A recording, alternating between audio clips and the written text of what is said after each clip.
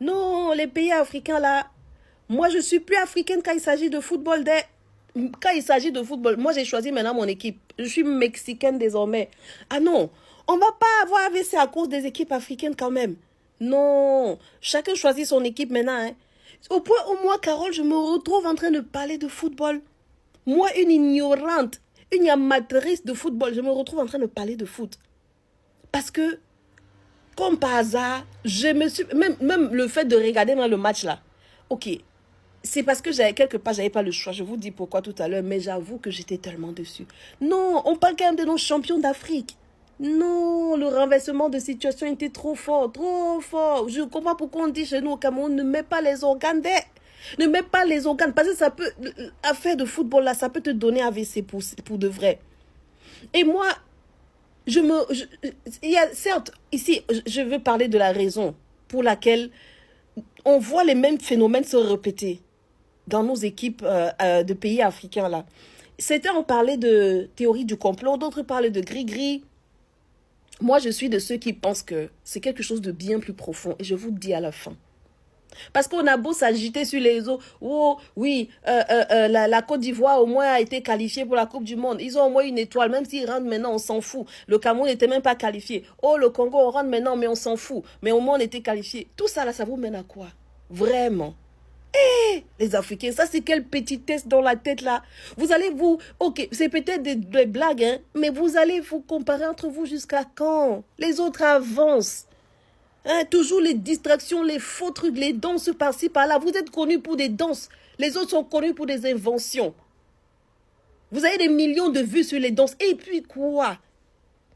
Et puis c'est nous qui sommes toujours derrière. C'est tout ça là même qui fait même on perd des matchs comme ça là. C'est toujours une histoire, ça commence dans la tête. Je vous dis, moi ce que je pense en fait de pourquoi est-ce que on voit les équipes africaines toujours, soit au début, dès le début, on les menace comme si... les gens qui ont du talent comme ça. Soit, quand ils réussissent à mettre un ou deux buts là, on dirait quelque chose vient faire que... Ils se demandent, qu'est-ce qui s'est passé? On est vraiment en train de taper les gens ici. Et puis ils baissent la garde. Et puis la situation est renversée et on les ramasse encore comme si c'était pas, comme s'ils n'étaient pas des footballeurs internationaux. Non, je vous dis à la fin ce que moi je pense de cette affaire que les Africains, les équipes africaines perdent partout. Il faut préciser les équipes africaines parce que les Africains là, ils sont dans tous les clubs de tous les pays du monde entier là. Tu as vu même le Japon même a un Africain dans son équipe. Mais on parle des équipes africaines. Avant, je vous dis pourquoi même j'ai regardé ce match. Je disais, je suis une ignorante amatrice plus de foot. Mais, c'est-à-dire, football là, c'est comme si c'était dopamine. Quand tu te retrouves avec des fans de foot, tu commences aussi à regarder au point de supporter même. Moi seul, je regarde jamais le foot. Mais, pour deux raisons, j'ai regardé. Premièrement, c'était quand même nos champions d'Afrique. C'est-à-dire, le Cameroun pouvait même être qualifié. Je pouvais ne pas regarder un match du Cameroun, mais quand même, les champions d'Afrique, on avait espoir, gars. La deuxième raison, c'est que j'étais avec un fan plus de football. C'est mon papa. Tu vas être avec lui et faire comment pour ne pas regarder football? Lui, il est son niveau là. Et donc, pour vous dire même jusqu'à quel point quelqu'un est fan de foot, on a regardé ce match dans un aéroport. C'est-à-dire, on faisait un escale entre deux vols. Et donc, dans le premier vol, il a commencé à regarder le match. Et donc, l'escale, déjà le voyage était tellement compliqué que pendant l'escale, je me suis dit, c'est le moment de se poser quelque part, s'asseoir, prendre aussi un sirop ou bien un café, un verre et puis un sandwich comme les gens font se reposer. Non, le patel a été dans l'aéroport en train de regarder partout. Il peut trouver un écran pour voir la suite du match parce que c'est là où ça devenait chaud là, à l'escale. Il cherchait partout, il peut trouver un écran. Moi, donc, je suis obligée, il était assis sur les chaises, les fauteuils, vous savez, les fauteuils roulants où on pousse les gens là parce qu'on prend l'assistance pour eux. Une parenthèse, quand vous faites voyager vos parents, ça c'est mon conseil. Prenez toujours l'assistance pour eux. En plus, ça coûte même pas. C'est les compagnies qui font payer, ça coûte rien. Il y a des compagnies même où c'est gratuit, mais pour un certain âge, même quand ton parent est enfant, on prend lui l'assistance, la chaise, le fauteuil, parce que ça fait gagner du temps. Ils marchent moins, ils sont moins épuisés et ça fait gagner du temps. Si tu voyages avec eux, alors gars, tu te retrouves, on saute les queues partout, on est prioritaire partout. Tu voyages comme si tu étais en business class. Donc, je me retrouve donc, pendant que le gars qui s'occupait de lui avec assistance a décalé pour faire je ne sais quoi, me voici, je pousse sa chaise, donc, il était assis sur le fauteuil là, je le pousse pour qu'on aille chercher un écran dans l'aéroport. On arrive, on regarde un écran. Nous voici en train de regarder la fin du match. Regarde. De la Coupe du Monde Belgique-Sénégal. Le Sénégal a mené jusqu'à la fin, jusqu'à 5 minutes avant la fin. 2-0.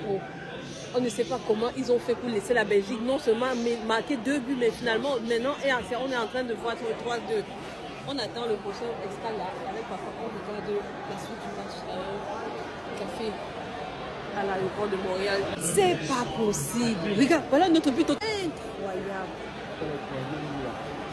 Mais oh, à la dernière chance qu'ils ont loupé. Le match est fini. Les gars qui étaient confiants au début sont malades. Oh, la pression, regarde là, une pression terrible. C'est fini. On a sifflé. Non, avec 2-0 au début, non, c'est pas possible. Cheese. Incroyable.